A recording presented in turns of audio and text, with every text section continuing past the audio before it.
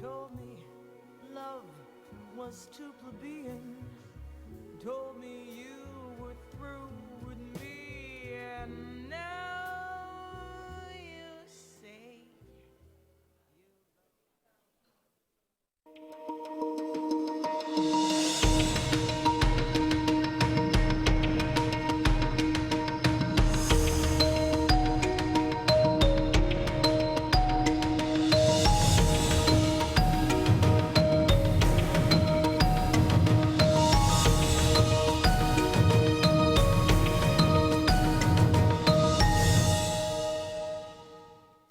Dzień dobry Państwu.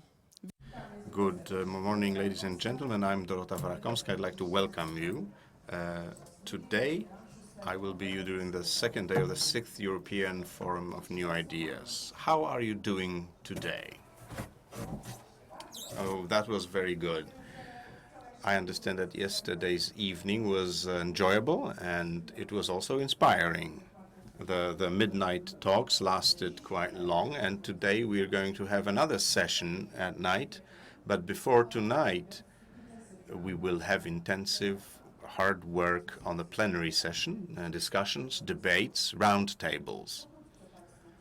We're going to briefly tell you about today's program. At 10, that is right now, we're starting with the first plenary session, the new world disorder. Ahead of Europe and the world. Next, work, dreams or reality. After that, the New at Poland Awards will be given. This is the award of the Leviathan Association, which is the Digital Technology Employers Association. And you're welcome to participate. During the lunch break or immediately after lunch, there are going to be a number of interesting events, round table devoted, the subject of the roundtable discussion will be employers and employees on the internal market of the EU between competitiveness and unifying the social standards. So there will be a discussion about professional education and meetings with authors of books, authors and characters from the books, Andrzej Koźmiński, Henryka Bochniarz, and Irena Eris. These meetings will take place at 10 to 3. Later, we'll meet again here in the New Ideas Pavilion during the City Handlowy session. Brexit, the trap of medium level income and the demographics. Also, then the award by Brexit Bank City Handlowy will be given. Late in the evening, we're going to meet at the networking evening. It will be Italian themed. It will be at 8 p.m. here in the pavilions of New Ideas. So it will be a very intensive, hard-working day, and I understand that you've downloaded the app of EFNI 2016, which will be very useful today because we'll be voting during the plenary sessions, and the moderators of the sessions are going to be have prepared questions for you. So if you have not downloaded the app, please do so now. The app is called EFNI 2016. As you know, I've used an analog, old-school printed paper guide, but I'm encouraging you to use the app. Ladies and gentlemen, it's time to move to the first plenary session.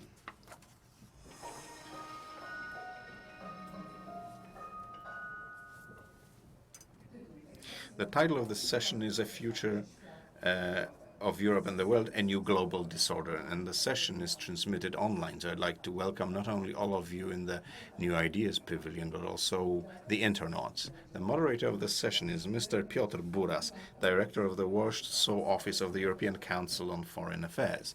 Please join us.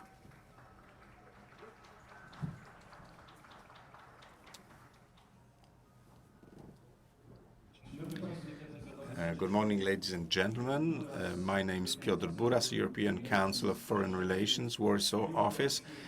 CFR is a think tank that deals with international politics from the point of view of the European Union.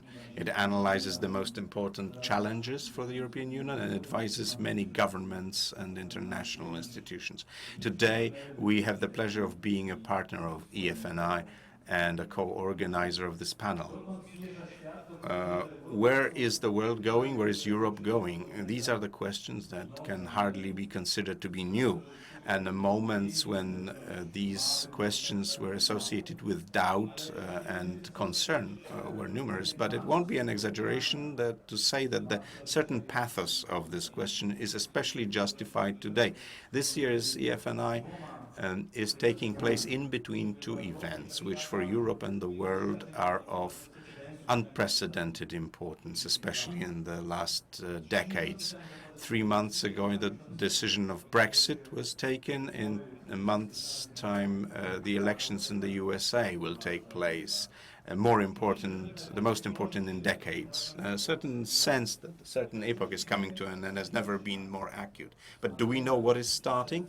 Mark Leonard, head of our institute, wrote recently that we are in a phase of interregnum, in between one world order, which we see, the twilight of which we see, and a new one, which is only to be born.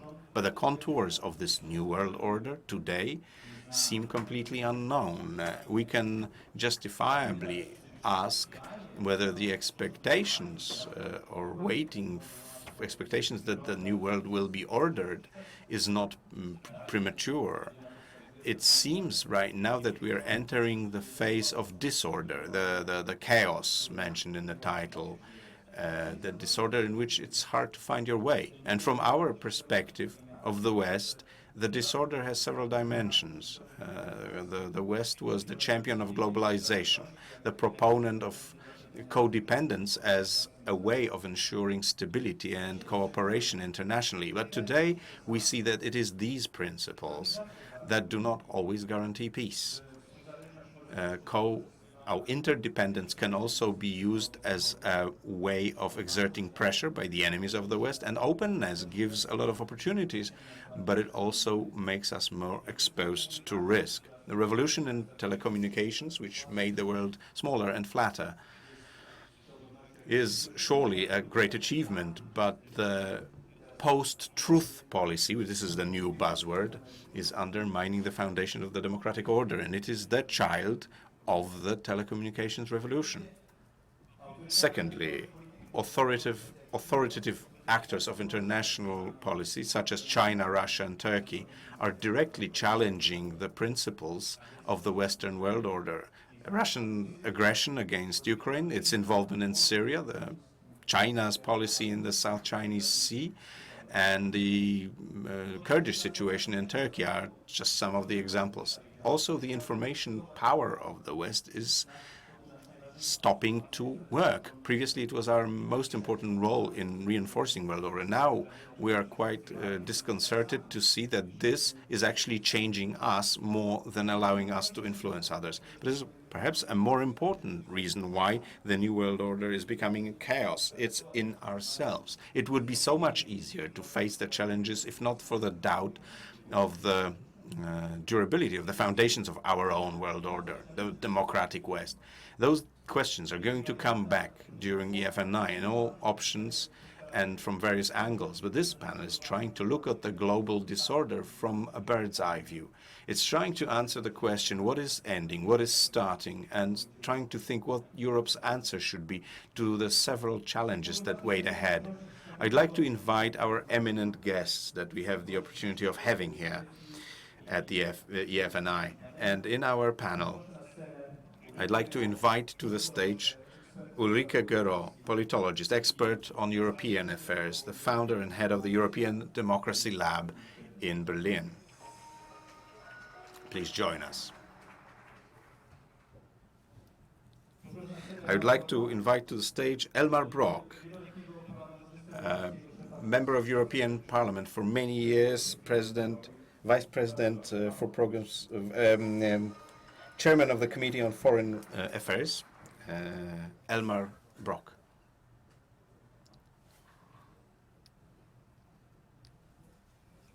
I'd like to invite to the stage Thomas Garrett, Vice President of the International Republican Institute in Washington. Last but not least, Janusz Lewandowski, member of the European Parliament, former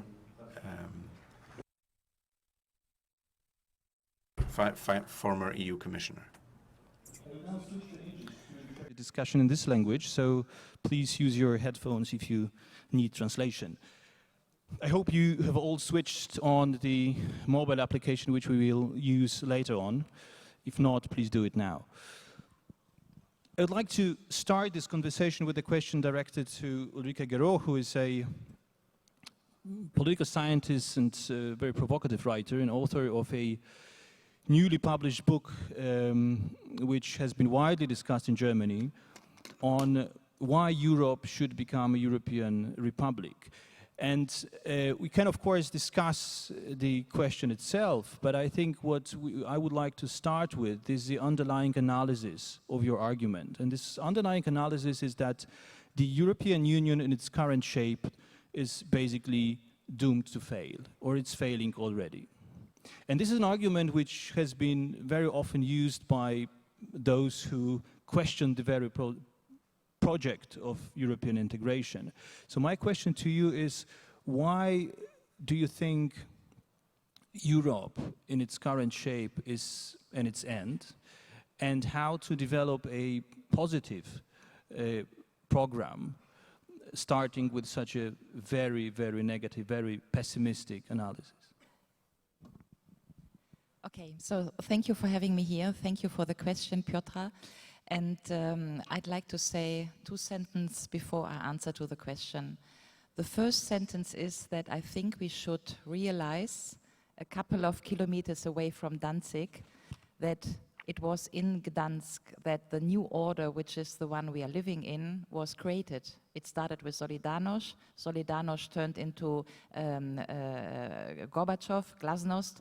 From Glasnost, we went to the fall of the Berlin Wall. From the fall of the Berlin Wall, we went to European integration and the euro. And from there, we went to European enlargement. And this is why the civil liberties basically joined Eastern Europe. And I think it's very important the day that we are here discussing the future of Europe and the future of the world, that we should consider that we are basically living in the order that we created and which at once upon the time basically started in Gdansk. I would like to do a second sentence which is important to me. This liberal European order and the set of values which goes along, I think, is under strain if the current legal proposal on abortion in Poland will succeed. So I would like to express my solidarity with all the Polish women which are walking on the streets next Sunday. And now to the question. If we go in that sort of global order back and we are reassessing that we are living in a current EU, then we also need to assess that we wanted a different EU. I was part of the office of Wolfgang Schäuble and Karl Lammers in '92 when it was very clear that just a currency union would not work. That was the discussion in '92. It was always clear that we would need to have fiscal and social harmonization and coordination much more than we do have. And we didn't go there. And I think having been many times in Poland since the 1992, since the Maastricht Treaty, for all those a little bit elder, you remember that we struggled hard to get deepening and widening together. I think we lost track. It's not even more in the wording. If you go back to all the articles we have written, the policy community in the 1990s, we would all write that deepening and widening goes together, and it did not. And I'm not blaming Poland or any other country for this. It's just a fact. And so at the latest with the French referendum, and even at the latest with the Euro crisis, we basically learned that we had a political system called the European Union, which was not appropriate to deal with the financial crisis. This is the whole disaster we are in. And because we couldn't cope with it politically, and we couldn't basically solve who pays the price for the financial crisis, which was not a Euro crisis, as we all know, we do have an institutional problem of the European Union. And the biggest problem, and that is the answer to Piotr's question, is that I was lobbying in the 90s for one market, one currency. That was the slogan by then. And the need is that we move to something like one market, one currency, one democracy. That is the struggle we are in. And instead of leaning forward that struggle, which would mean to revisit the Union, the European Union, very fundamentally in its very essence, in one simple thing basically, we need division of power for the parliament, and we would need what Cicero called equium ius, equal law for European citizens. We do not have the two things. And with these two things, the current EU system is flawed to the point that it does not correspond to basic democratic principles we would all have for our national democracies. I think that is my claim. I think it's a very constructive claim, but instead we are unfortunately unraveling the European project into renationalization and populism. That is another discussion. Thank you very much. Yeah, thank you very much, Ulrike. And I would like to pick up on your argument about democracy, because there is a very lively, I think, discussion about how to reform EU's democracy, but the prevailing assumption in the EU is that we should do it actually in a completely different way than you are proposing. Namely, that we should give more powers to the nation states because they are the only holders of democratic legitimacy, and that there's no way to pursue the old-fashioned sort of theory of ever closer union and European federation. So my question to Mr. Lewandowski is, I mean, this is the notion which you can encounter in the European debate. So my question to Mr. Lewandowski is, do you think this current trend back to the nation states is a recipe for disaster, or it's rather a recipe for European renewal? Thank you for the invitation. A good idea to discuss new ideas in my family town of Sopot. Directly to your question, but then I have to say something beyond your question. Of course, renationalization, intergovernmental Europe is a way to disintegration, and Poland being again lonely.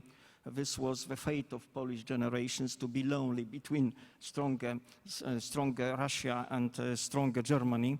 So this is not raison d'etat of my country. This is unfortunately the way the Polish politics are being done now.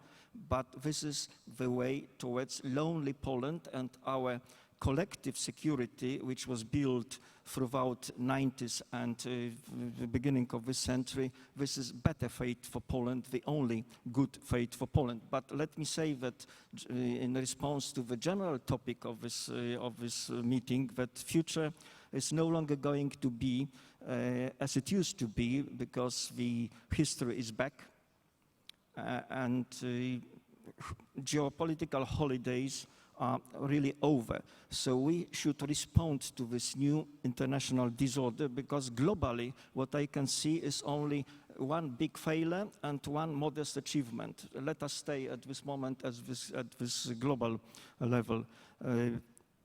Big failure was about proud announcements. This was in the peak of the financial crisis, 2009, 2011. Proud announcement that we are able to shape a new economic order, replacing the outdated Bretton Woods system. Nothing like that. What was done was recapitalization of the International Monetary Fund. This is the institution of old regime and nothing else. And on top of this, soft coordination on the forum of G7 and G20. So here is the failure. We have international disorder and nothing comparable to this proud announcement. But second, we have modest achievement, and the only one, that is climate pact. Not very beloved in Poland, but this is a climate pact in Paris, which is a modest achievement. However, so much is dependent upon implementation and not just political announcement. So here is my panoramic view of what is globally. Still disorder. But then I would very willingly move to my opinion on the external and internal challenges of the European Union, of our old continent.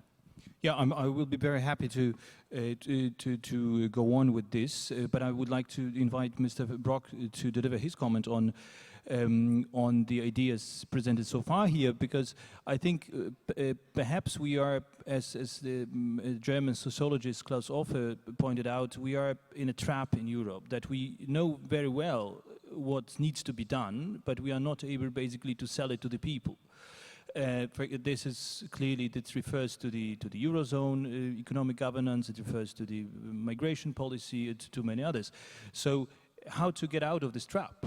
And following up on what Mr. Lewandowski said, I think this intergovernmental kind of shift in the EU politics, it's not just about renationalization by populists. It's also, you know, Angela Merkel's policy is also about strengthening the intergovernmental method. It's not only populism. I think this is the mainstream at the moment. So I would like Mr. Brok to comment on that. First of all, I have a total different interpretation of Mrs. Merkel's policy. It's a communitarian policy.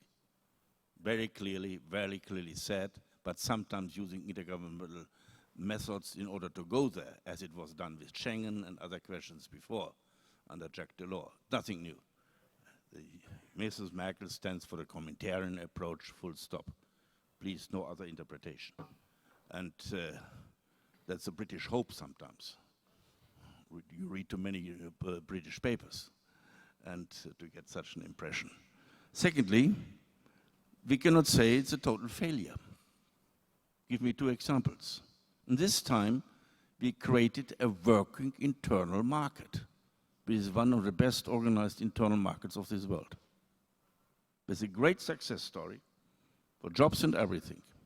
This should not be forgotten. Secondly, this European Union, despite it was not in our plans after '89, was an important part of the transformation process in Central and Eastern Europe, which was, this country is an example for that, a big success story. And it has to do with the European Union.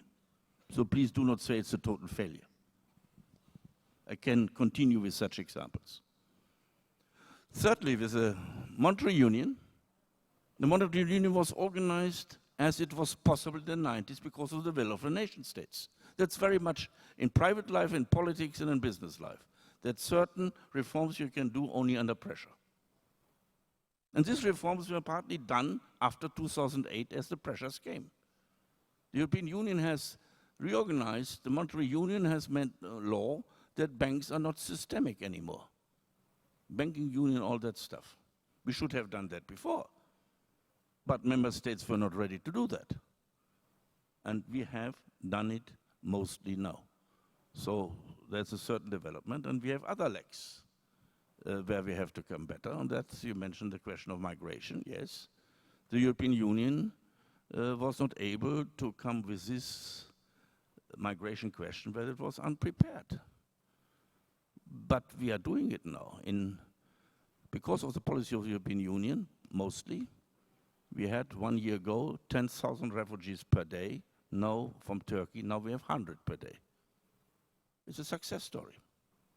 Big success story. It's not taken note of. And that we cannot come to question of relocations is not a question of the European Union. This is a question which has to be debated in this country, for example.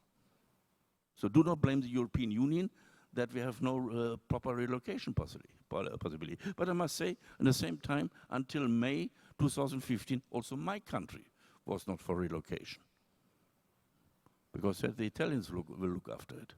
We have no new developments of burden sharing in this question, so it's moving in the right direction. Despite certain problems, we can go deeper into that issue.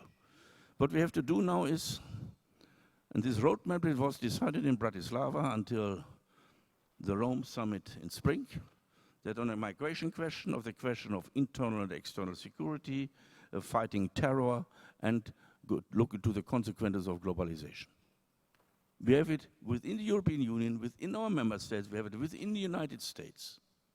It's not a European issue, an issue of the European institution. The feeling that a lot of parts of our citizens do not feel protected anymore, because internal and external security and globalization, they're afraid of their jobs. That is They have the same electorates for Brexit, for Le Pen, AfD in Germany and others, and for Trump. And this is a very dangerous question overall. Do not concentrate it on a European institution. It's deep in our countries. And here we have to overcome that, and I think we do realistic steps forward. In security policy, we will become better after Brexit. The British have stopped us for 3 years. Now we go forward in that question to become better, and then fighting of terror also there's certain progress, but not enough, but that is on the way. And if you see, for example, in the migration question, the European Union has called 12 years ago to make the Western Balkan countries safe country of origin. If we would have had that already last year, it would be done. It was not followed, the European approaches, by the member states. I made in the Constitutional Convention, 2001, for my group, the proposal to create a European border and coast guard. It was said no by Germany, France, and other countries, because said, oh, that is, the Europeans want to have more competences. If you would have done that, it's the member states. And here I think we have to debate that the member states have to implement, have to see what are the issues at stake, what the member state can do and what the member state cannot do. And here we come to a very principal question. We have lost the credibility in part of our societies that the nation state is part of the whole game. The nation will also in the United Europe stand as the place for cultural, historical identity and will play an important role. And if we say not nation or Europe is a contradiction, but we have to make understand again that a nation and Europe is not a contradiction, is part of the same thing. And this, I think, is the very important question to get more the support of our citizens in that way for that questions where we need Europe, but not only for that question where we need Europe and not other questions which should stay under national responsibility. Yeah. Okay. Thank you very much, Mr. Brock. And before I turn across the Atlantic to Thomas Garrett to ask for his views, I would like to ask you, ladies and gentlemen, to answer the first question I would like to ask you this morning, because Mr. Brock mentioned Brexit, and there is quite a huge expectation in parts of the European public opinion that Brexit could have a positive impact on the future of the European Union, that it will reinvigorate this debate about the future of Europe. So I would like to know what is your opinion on that. So, and I would ask the technicians to display my question, which is, ultimately Brexit will turn out to be an invigorating shock which will help the EU regain its balance. Do you agree with that or not? Or if you don't have an opinion, you can also give this answer. Please use your mobile applications, and we will, in a few minutes, we will see the results. And now to Thomas Garrett. What do you make out of this intra-European debate? Because there were voices that basically Europe is in shutters. There were voices that Europe is actually delivering, but maybe not 100%, but still quite okay. But I'm asking that against the background of a tendency in the United States, regardless of the outcome of the upcoming presidential election, to put more of a burden on European shoulders in the future. And my question is, do you really believe that Europe is able to deliver on the American expectations? I mean, in the shape which Europe is in today? Well, I think that in the United States, I think most of our policymakers would agree now is not a time for the United States to Could you please your mic a bit closer? to turn inward or to stop engaging with Europe and with the world. And I know that probably seems at odds with maybe what you're seeing in the US electoral messages that are out there. Very certainly, we have one candidate, Mr. Trump, who is speaking of America first. We have even Secretary Hillary Clinton, while running on a record of international engagement, is also now declaring her opposition to free trade agreements that she actually helped negotiate. And I think a couple of things are at play there for us in the United States. Foreign affairs are typically not a driver for who is elected president. And so this debate is occurring in the United States as to our engagement with Europe, to what is going on across the world, but it's not actually something that we can see reflected in our electoral campaign at the moment. 53% of Americans have recently said free trade agreements cost US jobs. What we now need is we need someone explaining to them what jobs are brought to the United States as a result of free trade agreements with others. There is, I believe, also a bit more of an understanding within the United States that issues outside of our borders don't necessarily remain there only because the United States would like them to. And we're now seeing more and more of the tragic events in the United States that Europe has had to suffer with terror attacks in Florida, in California, in New York recently, things that Europe has already been going through. So I would say US engagement with Europe on these issues is going to continue. But I'd also say that we're not going to see, probably until after the elections, too many policy prescriptions or too many ideas coming out of the United States in this area. Yeah, thank you very much. But so let me stay for a moment with Europe, because I think there was some disagreement here on the panel, and we will get back in a second to the U.S. election. But maybe before we let Mr. Lewandowski and Ulrike Groh answer to the questions which were raised here, maybe we could have the results of our voting. How much optimism do we still have in Europe? Are the results already available or not yet? You can still vote, but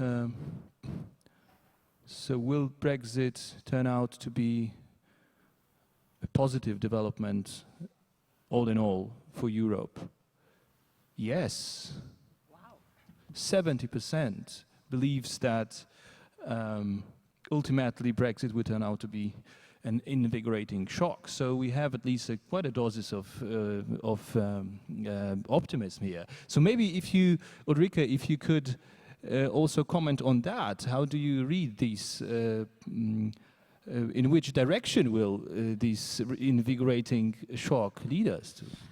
Well, yes, I mean, it's very difficult to read. It may be that some people in Poland think that this is an invitation to follow the Brits and that everybody is basically exiting the European Union. And if you then say that this is positive, then you get the 70%. I guess there are many readings indeed on offer, yeah? What is an invigorating shock? I mean, if you are in the belief system that the EU should be not political and that it's good to have a single market without free movement of person, for instance, then you may judge that Brexit is a good thing and that it is negotiable and that we will basically all live in a single market without any political structure, and therefore you get a 70%. This is clearly not my option, and this is clearly not what I think should happen. And I basically also think this is clearly not what is doable. And here I go with Elmar, and it's, you know, it's a little bit sad in a way, because Elmar and I think this is no secret, but we know for 25 years. But I think, Elmar, there is a point to say that this EU system is exhausted. And it is not only exhausted in terms of populism, nationalism, and so on and so forth. It is exhausted in the inner structures, but it is also exhausted very clearly in the confidence basis by the citizen. You travel in any given town from Helsinki to Lisbon, you do not find more than 30% of people who believe in the EU. Obviously, and I agree with my right, there are meta-level discussions, and the meta-level discussions is the future of, you know, organized capitalism and the currency system we have and so. But let's not do that meta-level discussion for a thing. Let's just stop with the institutional setup. I think the desire is for many, and here is the next reading of the chart, the desire is for many that we all know we need Europe. but perhaps not in this institutional setup of the EU. And then you read the chart, and you say, okay, what could it be that innovating or inaugurating shock of the Brexit that we earn by here? And there has been much talk about the notion of sovereignty and the nation states, and that was the question. And I make just one sentence here. I think we need to understand that first, the European project was always and from the beginning to overcome the nation state. I think we should go back to it, and I think we should understand that structurally the nation states cannot do Europe. As long as we have the European Council torpedoing everything which is good and basically playing one national card after the other, Europe as a political project cannot function. And here is the more sort of structural idea, the last one, because it depends on who is sovereign. If we now have refugees policies and all this, and the Poles and the Czechs and the Slovaks and Orban says, I have a sovereign nation state, and sovereignty means right of no interference, then the EU will not be able to implement or to sanction policies. And this is what we are experiencing. So if we think that the EU should be about rule of law, what will the EU do if Renzi tomorrow decides that he is recapitalizing Italian banks with public money, which he ought not to do in the structure of banking union? Can we sanction him? We probably can't. So if the European Union is no longer the legal project we think it is, and it has never become a political, what it is then? And here's the answer to the question. I think what we need to understand is sovereign is not the nation state. Sovereignty is an individual concept, and sovereign are always the people.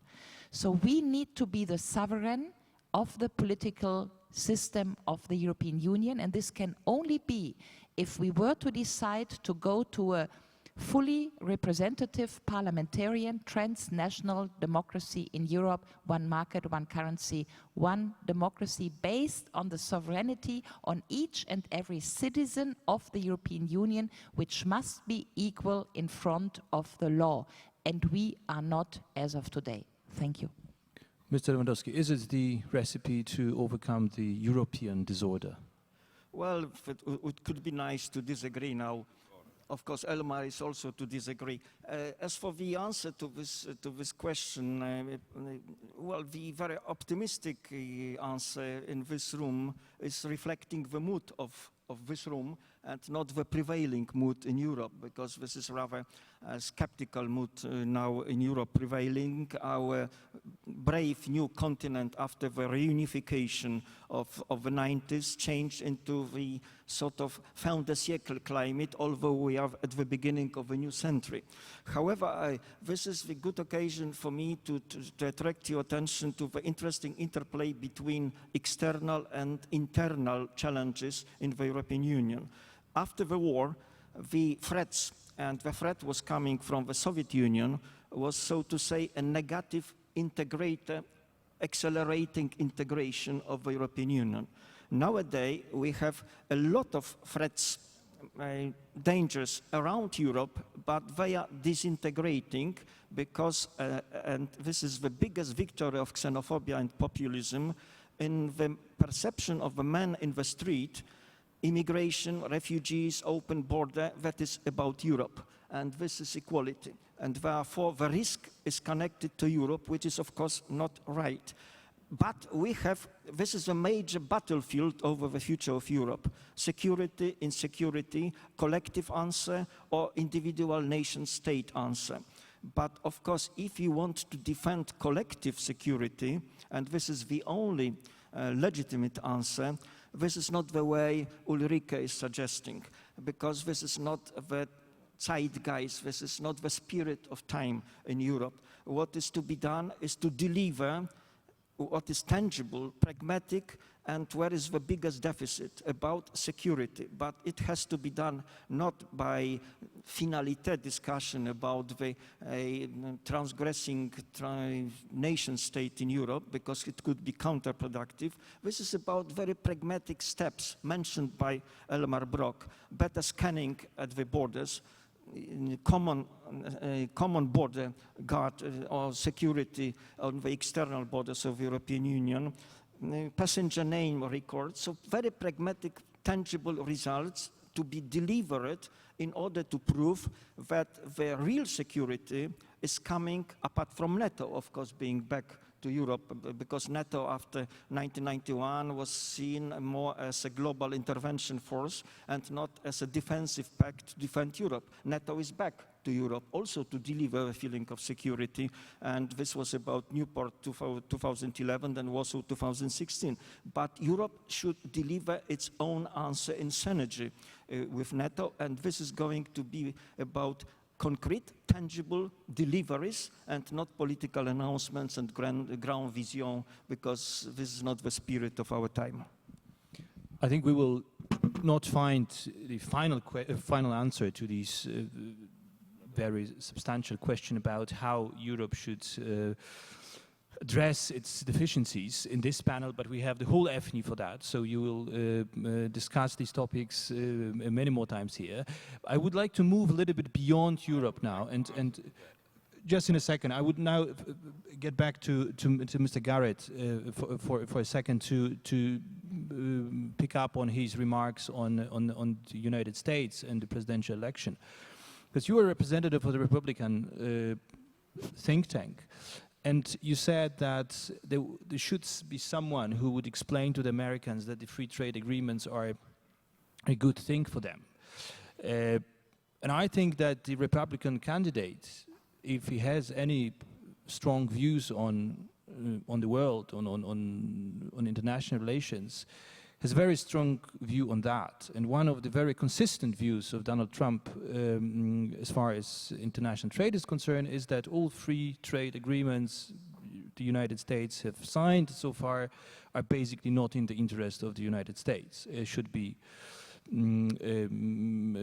get rid of in a way. And so my question is, I mean, we're very simple, but at the same time very fundamental. Do you think that Donald Trump could be a good leader of America and of the Western world?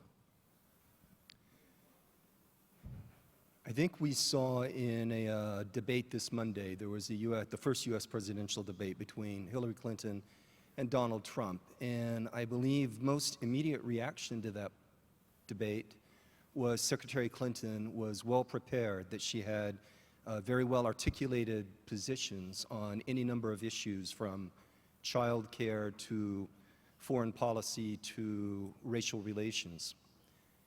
But as the days have gone by and polling has dug a little bit deeper, more and more people are saying an emotional connection was made out of that debate by Donald Trump, because while he offered no policy prescriptives, he actually spoke to the anger and the pain of people who feel like they have lost their jobs because of globalization. And so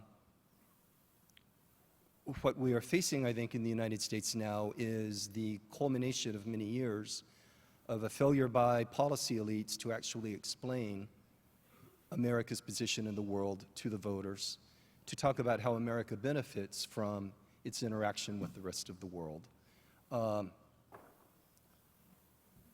How does one define a good leader? Is a good leader someone who listens to the concerns of the electorate? Or is it someone who sets a broader set of policies and positions and leads the country in that direction? I suppose one of the things I would also want to point out is that, again, what is discussed in the elections in the United States very seldom is what is implemented in policy once an individual becomes president. If you remember, in 1992, Governor Bill Clinton ran against George H.W. Bush, saying, enough with the rest of the world, it's the economy, stupid. You need to focus your attention on our economy. But then Bill Clinton went on to become very much a president who engaged with multilateral institutions, with the United Nations, who brought the United States into the Balkans. George W. Bush, when he ran in 2000, said America is going to be more respective, less intrusive in the world. And certainly after 9/11, we saw something very different. And even President Barack Obama's campaign was very strongly one of the United States will not be engaged in the Middle East. The United States will lead from behind. And so those, again, that one's actually come a little bit more true probably than maybe some of the other policy plans that were made. As to Mr. Trump being an effective leader, it's very difficult to say because he has so few policy prescriptions.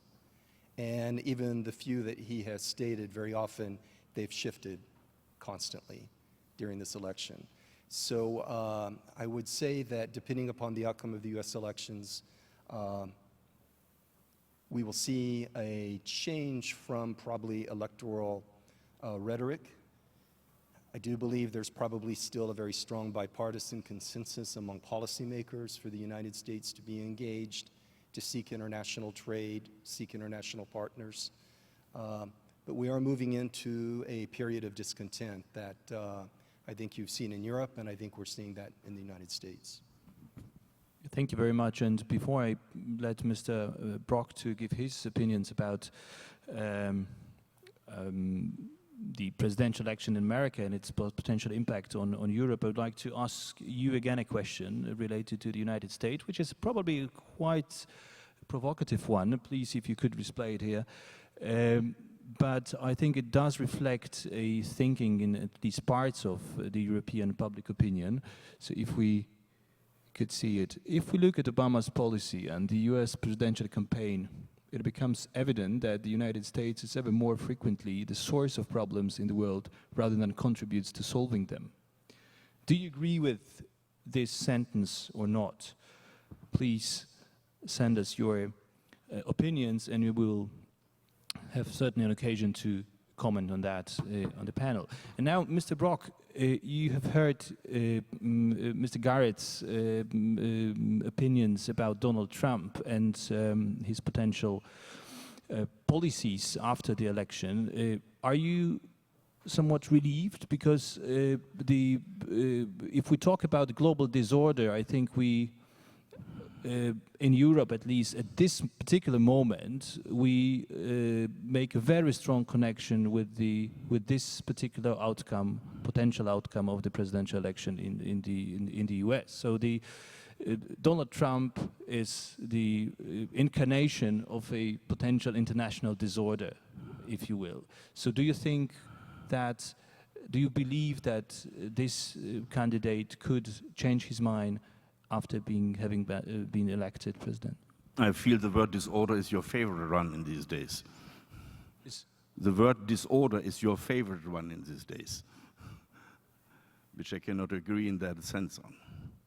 And the question in Brexit, when I can make that remark, is that was mostly the failure by David Cameron, Mr. Corbyn, and a campaign which has nothing to do with reality, and was a campaign on the migration question and xenophobic question, mostly directed against Polish workers in Britain. And this we should take into account, and not blame Europe for that. And I must say, yes, Mr. Trump makes me nervous.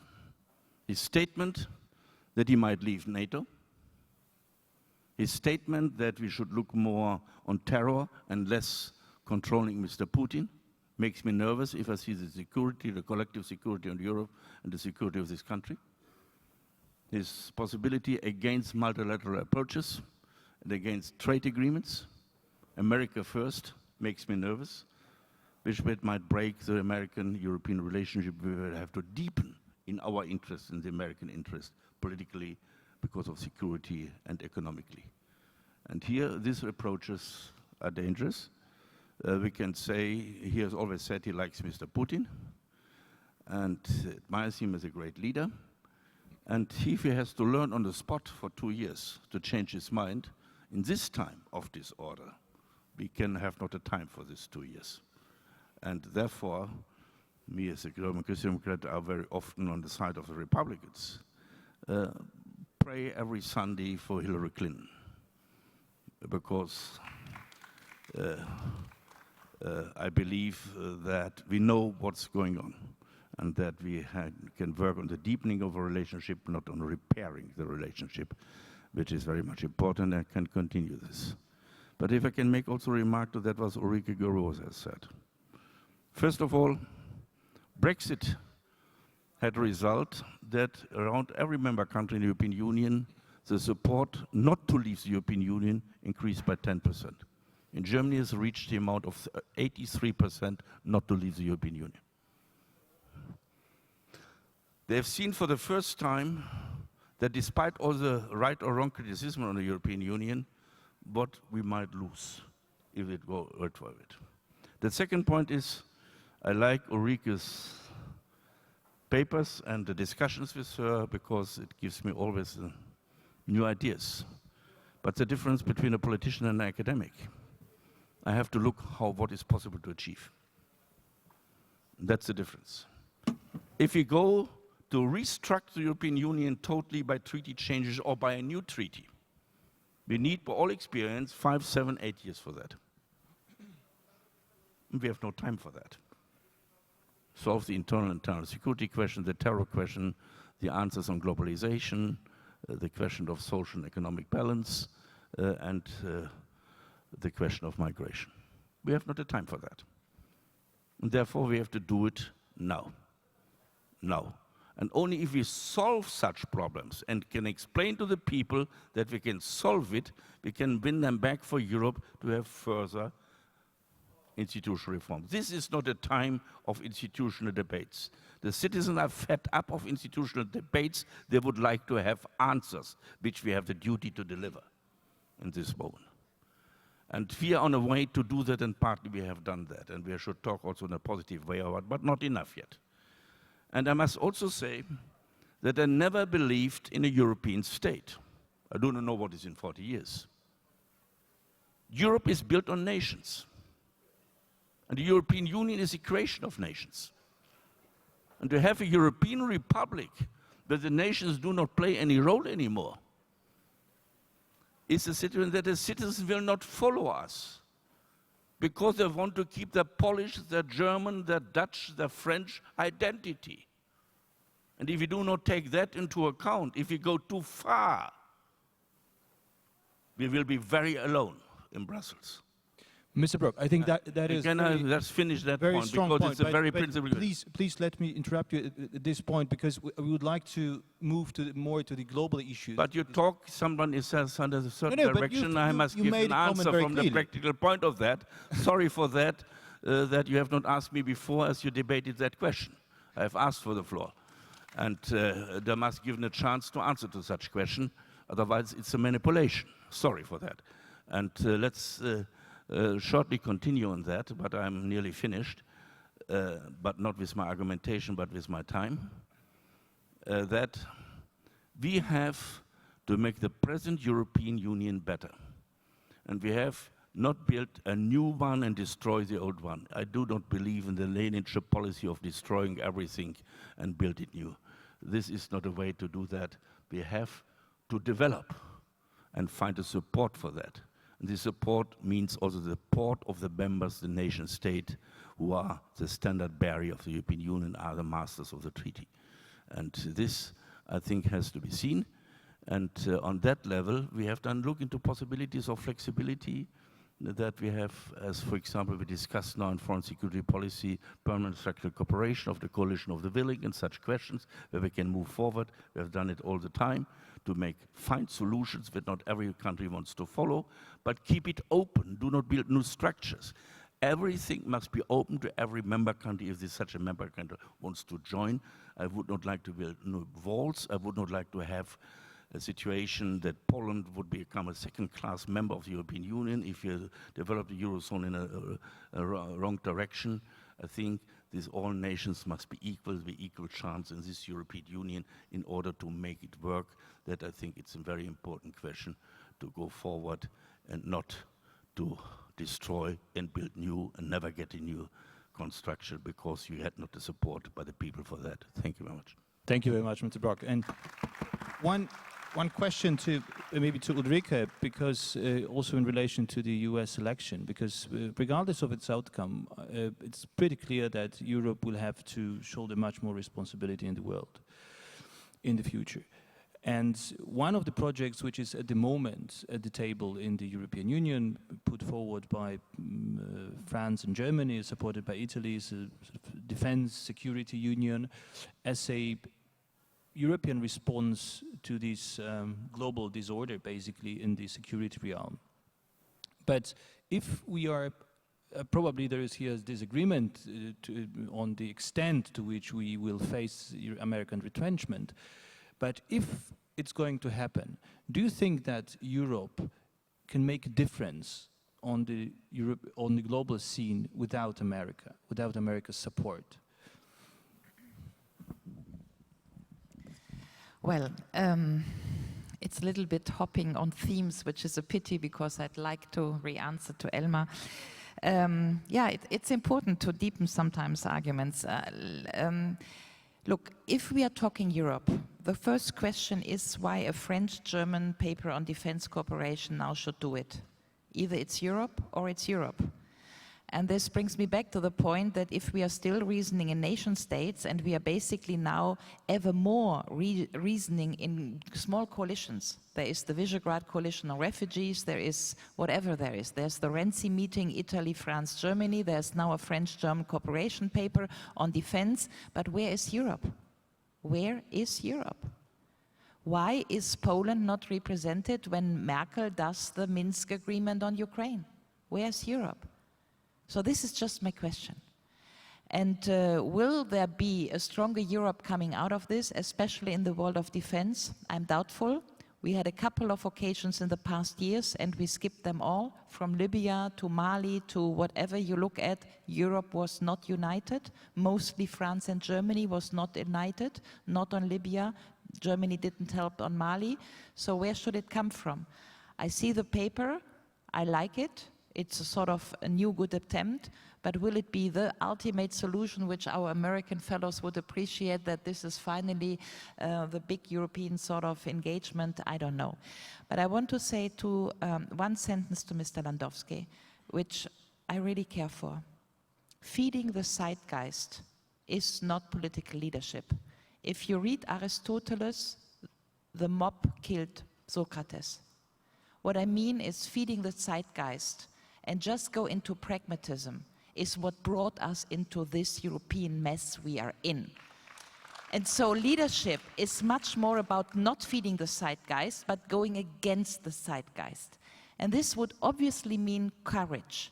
And it would mean to deconstruct all the mantras we are carrying, that Europe cares for jobs or should care for jobs or for security. I would like to say, because this is also global order, to remind us that security is nice to have, but actually it's not a value. You can be very secure in a prison, and you could be very secure in former GDR. So I truly dislike the current discourse about ever more security and we need to have our people secure. I would like to have much more a discourse about freedom and defense of values, because what we actually do in the current discourse is we pretend to defend European values, but actually we don't defend our values. We just defend our security and sometimes our money. So I'm just asking whether this is what Europe should be in the terms of the next century and as an avant-garde. And it brings me, last sentence, really back to Elmar, because citizens are the sovereigns, and European citizenship has nothing to do with cultural divisions. The offer for discussion for the next European, because this is a forum for new ideas, right?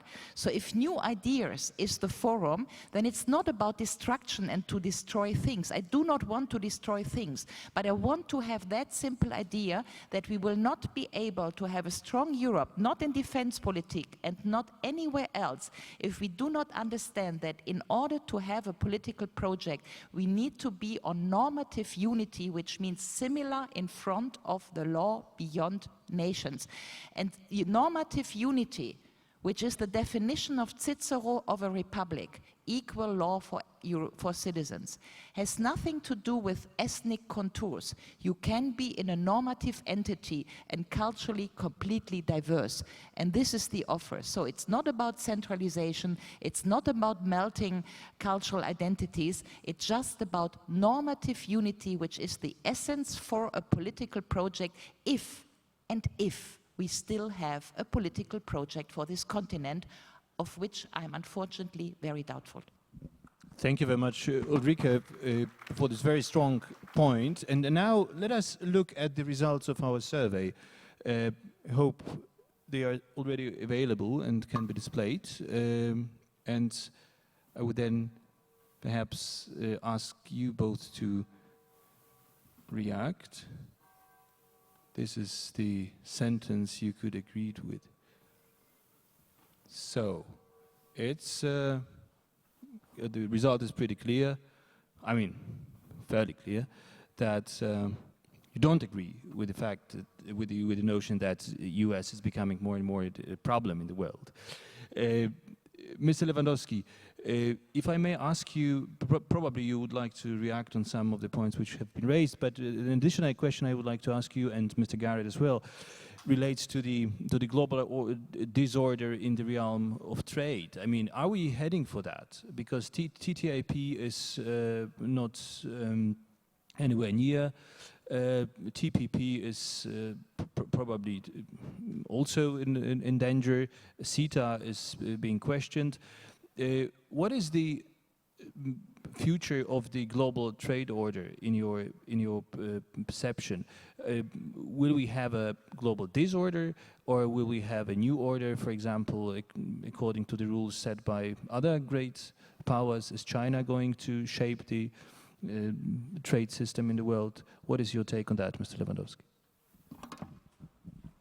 Well, future is by its nature unpredictable, but none of my comments to the sondage. Unfortunately, two issues were mixed. Therefore, we have still very much belief in present-day politics of America, reflected in this sondage. But Obama still a belief of this room, but future, as reflected in the campaign, and this was also reflected in the campaign on British referendum, which was about misconceptions, lies, populism and xenophobia. This is something different from present-day Obama politics. So both were mixed in the question. Therefore, we have still a very positive answer as to the belief in America as the anchorage of the world order. My impression is that we should prepare ourselves rather for the disorder and reconstruct Europe, but not in terms of treaty changes, but rather in terms of practical steps. Before the crisis and during the crisis, that was not right to name it Euro crisis, because this was imported from the other side of the Atlantic. The general assumption in Europe was that the major sources of growth are outside Europe. And if the multilateral negotiations, trade via World Trade Organization, are not very progressive, then we should jump into bilateral deals like Korea, like Canada, like TTIP. And this was a philosophy. Now failing, due to also to the mistake of the Commission to deliver the ratification process of CETA, which is a good agreement with Canada, to the national parliaments. This is in the competences of the European Union, and it could be ratified in the European Parliament very quickly, somehow paving the way towards TTIP. But now this is stopped at the level of national parliaments, and the future is very much unknown. So we should prepare ourselves also in economic terms for the unpredictable world, in economic terms, in security terms. That means that we shouldn't expect also that our investment in neighborhood is a successful one. I was previously a budget commissioner, so I know how much value and money loaded was our attempt to build a stability around Europe that is about eastern partners of Europe outside Polish borders. It is called neighborhood policy. Big disappointment, no more illusions about Russia. Now this is imperial power violating borders. But the same disappointment, the same methodology, not only to invest in the absence of war, but also to eliminate the premises of war, that is rewarding progress in rule of law and democracy on the other side of Mediterranean with our Arab neighbors. again, ring of fire instead of ring of friends. And we should respond to this new reality that is not only global, but also surrounding Europe. Failure of our wise, money-loaded neighborhood policy to stabilize our immediate neighborhood. And this is about security. I don't really believe that we could regain confidence, and Europe is now in the crisis, existential crisis of confidence, really, that we could regain confidence in common European project via vision of political union. I do believe, and here is our disagreement, that we need practical delivery, practical steps, increasing security, because this is the major field. And now in this field, xenophobia and populism are not only setting the agenda of discussion of the public debate in member states, they are setting the tone and they are managing people's emotions. They are the winners so far, but this is of course not the real answer to this feeling of insecurity. If we are about Europe that is busy with treaty changes, that means again elite project, busy with itself, we are losing common project. Utility comes first, then confidence, and then we could think about larger projects. Thank you very much. I would like to open the discussion for the audience in a second, but before that I would like to give you the opportunity, you both, to react maybe on the points which have been raised here for for just 2 minutes each, if you don't mind, Mr. Garrett.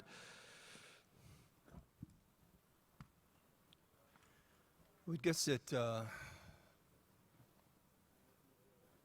questions perhaps maybe from the United States, looking at the situation today in the European Union. For those who, in the United States, those policymakers who do want to be engaged and want to remain active in this dialogue, is the European Union going to be more than an economic union? I think we're looking at those sorts of issues as we see, is there going to be a common border? I've worked for the International Republican Institute for 22 years, and I spent 6 years working in Eastern Europe, living and working in Eastern Europe.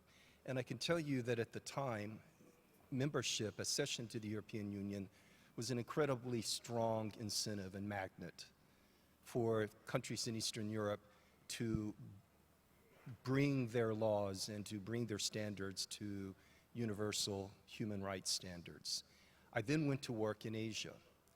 And I can tell you that after I worked in Asia, and then I was the director of Middle East programs, there is no such magnet in those countries, and we see the very difficult time in moving towards a rule of law-based society, trying to recognize the rights of all persons within those countries. And so I would hope that free trade agreements, accession agreements will continue to be something that were offered by the European Union to its neighbors in the eastern neighborhood, as well as perhaps in the south. I suppose just one other issue, and this has been caught up with our US elections, given Mr. Trump's stated position on Vladimir Putin, is looking at, I think there's probably more of a sense of urgency we're beginning to see in the European Union, given Russia's late but now very assertive and very aggressive attempts to try to exploit tensions. And so I'll stop with that.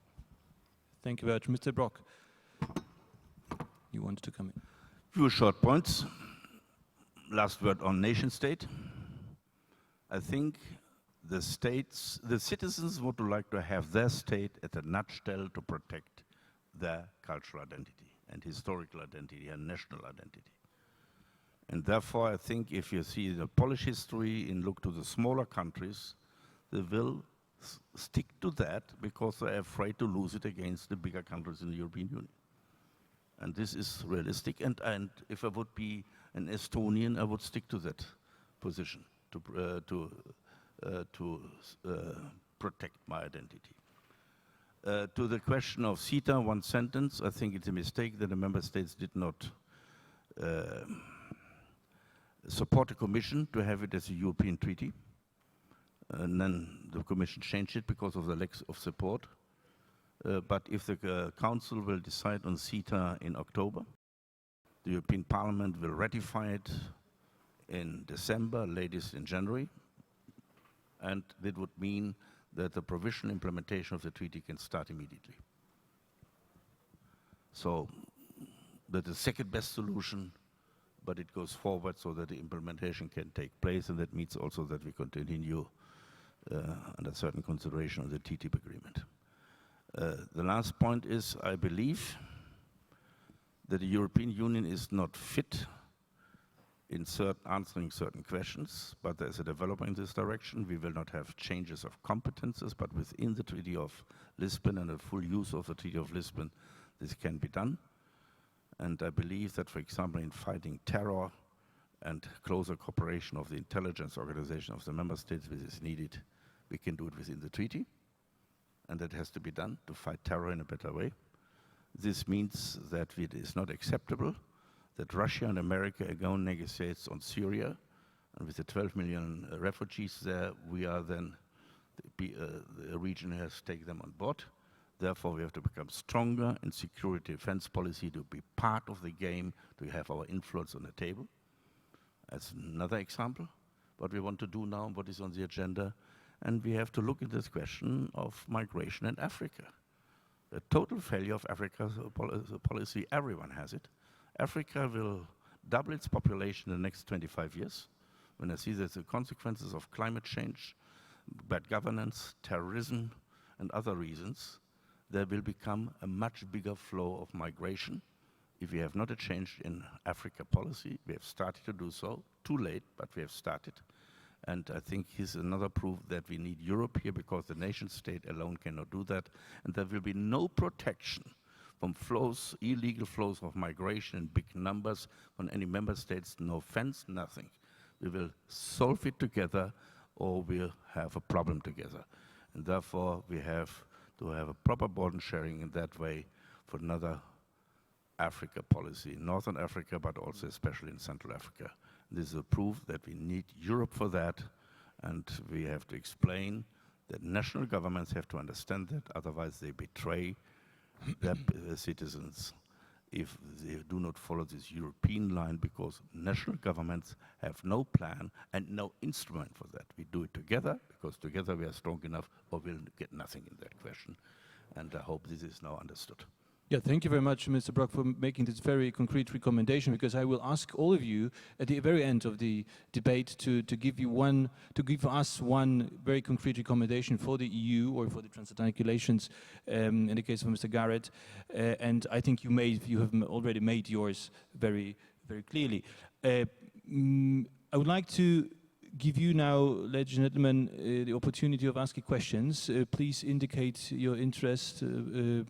Please, the gentleman. I'm sorry, I didn't.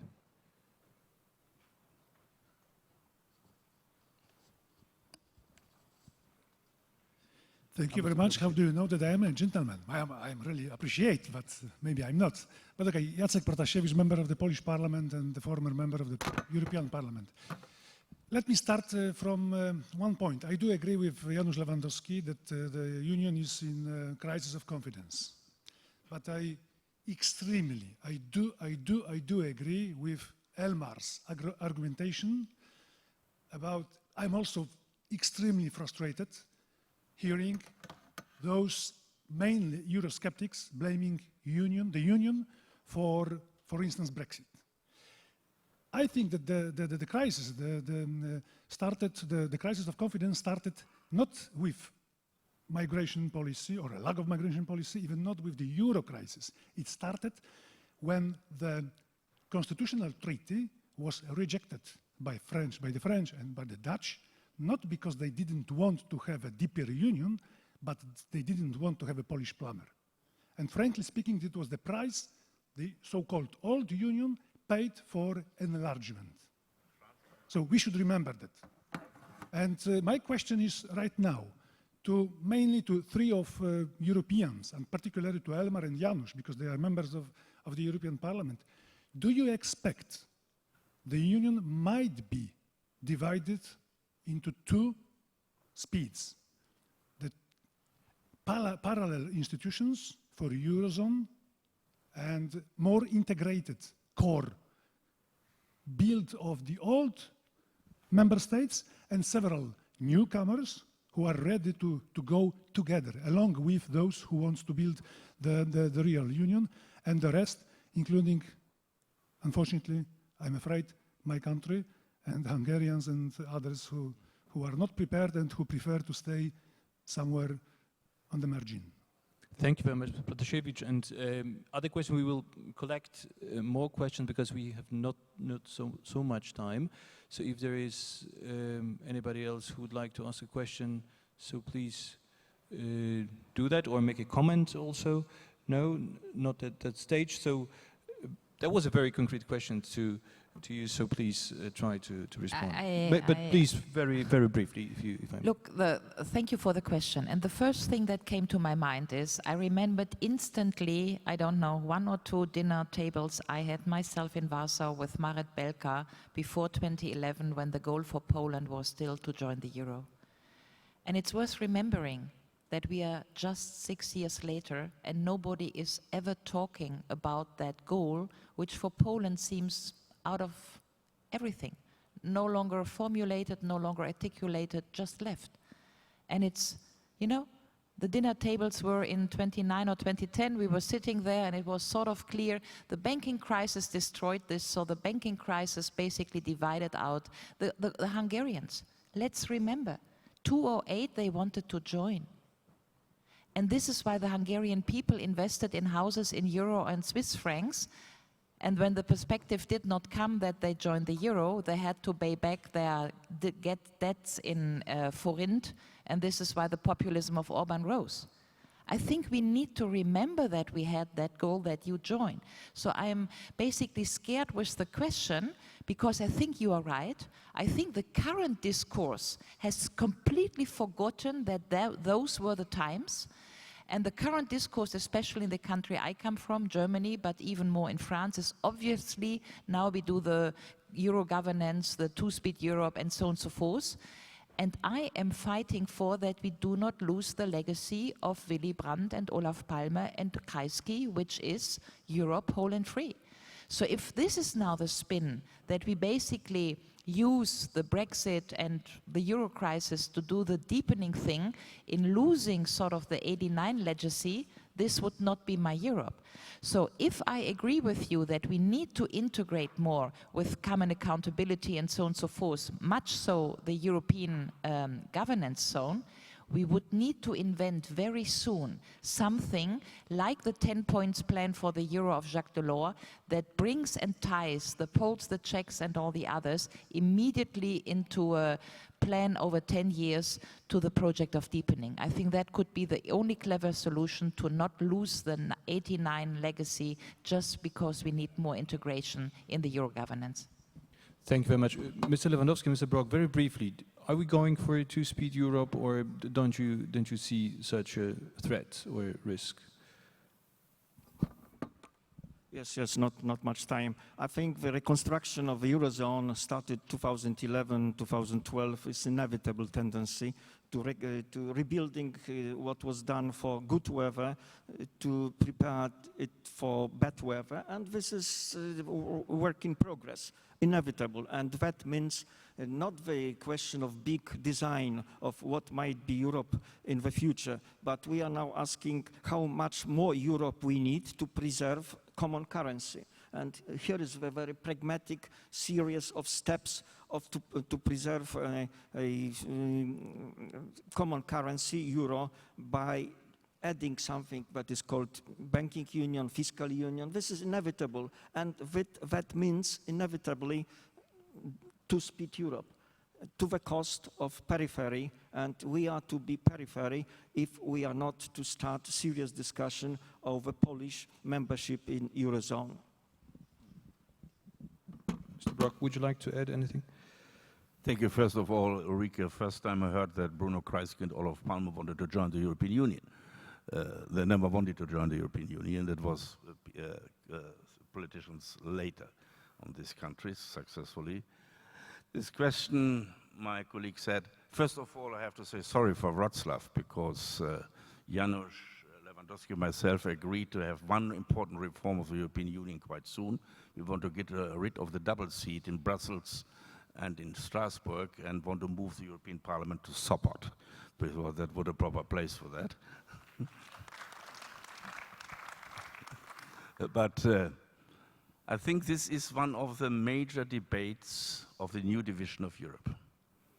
This is the clear different opinions between Berlin and Paris. Paris is going very much in the direction to build a Eurozone in its own, with its own institutions. And here we will see a fierce fight in the weeks and months coming up, for example, whether to elect a permanent president of the Eurozone, which would be the starting point of that. I'm very much against it. We have to see that we should not build new walls. If you build new administrations, and we have already too many presidents in town in Brussels, then you will have a division you cannot solve anymore. We should stick to a single institutional framework of the European Union for Euro countries and not yet Euro countries. We have to see that the readiness is it. The fiscal compact, for example, was ratified by 27 member countries, including Denmark, which has not a commitment to join. And we have to see that despite the crisis, which was not helpful for the development of the euro, and its work in progress, partly have said about it, as Mr. Lewandowski said it here. We have an increase of members of, of the Eurozone. We have now more members in the Eurozone as we had 2008, which has to be taken into account. That is in this crisis to explain its people and the weaknesses we have overall, not just in Europe, everywhere.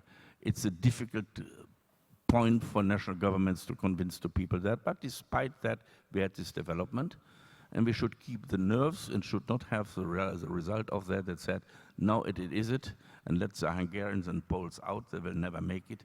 I'm sure that Poland will, when we have to prove that we can manage the crisis, will join also the Eurozone.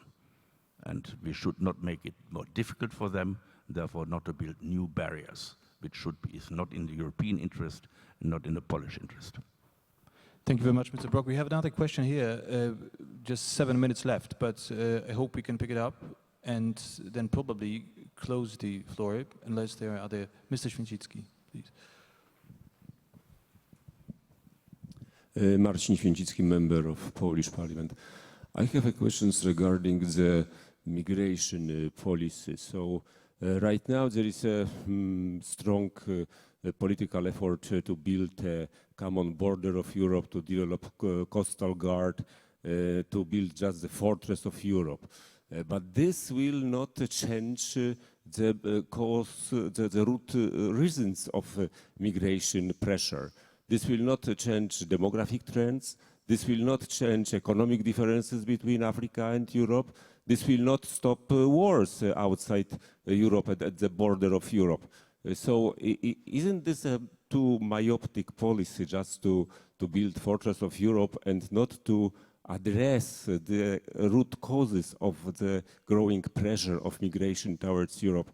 In other words, is Europe prepared or is thinking to be more effective in addressing root causes of migration pressures, including stopping wars? Because for this particular reason, Europe is doing very little to stop, for example, Syrian dictator, and other potential dictators outside Europe. We are just not prepared. We have no tools. We are not working on it to stop this source of migration. Yeah, thank you very much for this question, bringing us slightly beyond Europe, which is good for this discussion, I think. Who'd like to, do you have a particular person you want to address this question? I'm very eager to pick up that. That was Tudrik, all right. I'm sorry, but I'm very eager to pick it up because, again, I really like the question, yeah? And to the root causes, I think Elmar mentioned it, yeah, but the root causes is still that in Congo you have birth rates 5.8 and in Niger 6 and in Nigeria 7.6. So what means that the only country like Niger will have 900 million by the end of 2030. Yeah? If you look at the United Nations population report which just came out, even the country like Egypt will have 15 million people more by 2030. And then you get what you, if you don't bring these people into jobs, you get the so-called youth bulk, which is, sorry to say, overhanging testosterone, mainly young men who don't find jobs. And then either they radicalize or they want to migrate. And then we want to secure this with, I don't know, boats in the Mare Nostrum? I don't believe in it. So the best policies would be to invest in the brains of African women and to invest, I mean, we all know this, yeah? If to want to get a country out of poverty, you need to help the women. So that's what we should do. And we should spend a lot of money on Africa, and we should not close borders. Perhaps that's simply because I do too much yoga, but there is the Yoga Sutra which says if you want to protect yourself, you need to open. So I would like us to make out of Africa an opportunity. We help the women. We do an enormous German Marshall program like the US did with us. We modernize the country instead of leaving the continent to the Chinese, which is basically picking all the resources. So that would be, I think, a very different discourse than only going into security. Yeah, thank you very much. So we have only 4 minutes left, and I would like to give the floor to Mr. Garrett and Mr. Lakowski for their final remarks. And I would like you to make, as I said, one very clear recommendation for, in the case of Mr. Garrett, the transatlantic relation after the US election, and in the case of Mr. Lechowski, probably with regard to the EU reform or the EU economic governance, because we had at the very end, a very interesting consensus between Ulrike and Mr. Brok on Africa, and that we should invest there, and that this is should be one of the priorities of European foreign policy in the upcoming years. But Mr. Garrett, if I may give you the floor now. I looked at the Sopot declaration from last year's gathering, and one of the, I think it said the greatest threat to Europe was a lack of European solidarity. And I would just go on to say, as a US citizen, I would say the lack of solidarity between, if it worsens, between the United States and Europe is also something that I would see as a great threat to the international order. I look at the Duma elections that were just held in Russia, and I look at this gathering of anti-globalists that just took place in Russia, which included separatists from my country, from the states of Texas, California, and Hawaii. And I realize that we have an option, and that is a model as presented by the European Union, or that model that clearly Moscow would like to see in place across Europe, across Central Asia. And so I would just say that the solidarity between the two at the moment doesn't appear to be as strong between the United States and perhaps the European Union in this electoral process. But I do believe this is something that is primarily rhetorically based, and I think it is something that we will see a very different implementation of once the election is over. Thank you very much. And the last word goes to Mr. Lewandowski. 1 minute. Thank you. Frankly speaking, as the future is no longer going to be like it used to be, I don't see my role as a politician in speculating what might be the future.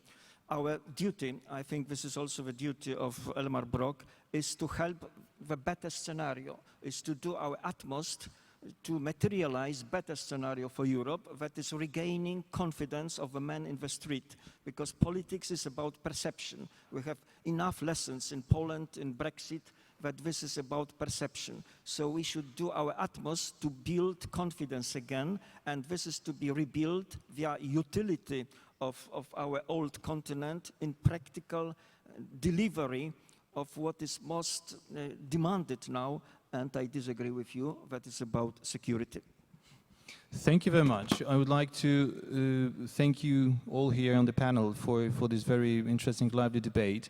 I have one short comment at the very end of the discussion. I think we We were supposed to talk about global and European disorder, and actually we focused very much on Europe. And this is very striking to me, because probably this is also a sign of the European crisis, that we are still, and again, very much dealing with ourselves and looking probably too little beyond our European borders.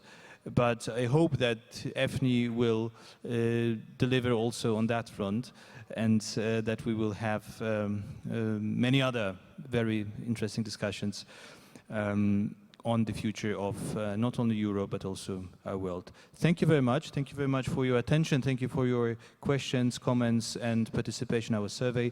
And now I'm passing over to Dorota Warakomska. Thank you very much. Thank you. Bardzo dziękujemy. Thank you to the moderator and the panelists. Join us for the family picture. Yes, thank you. So this is our tradition here, that we do the family picture. So if you could stand up, dear panelists and moderator, could you stand up in front of the stage that we have the family picture? Please do, yes. A my nagródźmy Państwa, podziękujmy. And let us put our hands together for the panelists, to thank them for this inspiring debate.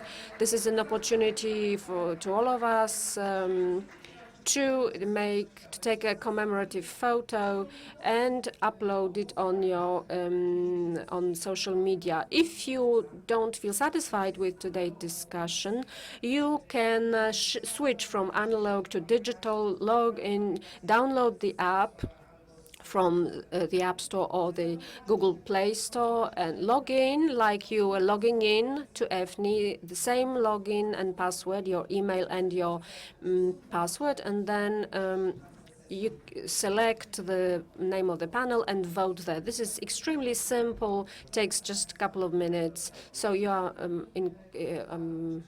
much encouraged to do it.